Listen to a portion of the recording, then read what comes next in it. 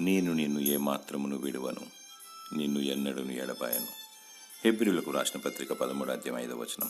ప్రభువైన యేసుక్రీస్తు నిన్ను శిలువ ప్రేమతో కన్నాడు, విలువ పెట్టి కొన్నాడు.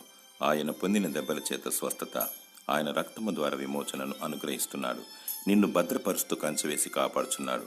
నిన్ను ప్రేమించి పోషిస్తున్నాడు. నీకు మేలులు ఈవులు అనుగ్రహిస్తున్నాడు. ఆయుష్షు దీర్ఘాయుష్ను దయచేయుచున్నాడు. ఏ అర్హత ఆధిక్యత లేని నిన్ను జగత్ పునాది వేయబడక ముందే ఏర్పాటు చేసుకున్నాడు. శాశ్వతమైన ప్రేమతో దేవుడు నిన్ను ప్రేమించుచున్నాడు. విడువక నీడల కృప చూపుచున్నాడు. దేవుని స్తుతించు. క్రీస్తు కలిగిన మనస్సును కలిగి జీవించు. పరిశుద్ధత పవిత్రత కలిగి నిష్కలంకమైన వధువుగా సిద్ధపడుము. గొర్రెపిల్ల ముద్ర జీవము గలి దేవుని ముద్రను కలిగి 1000 ఏళ్ల రాజ్యంలో పరిపాలించాలి. నిత్య రాజ్యములు చేరాలి.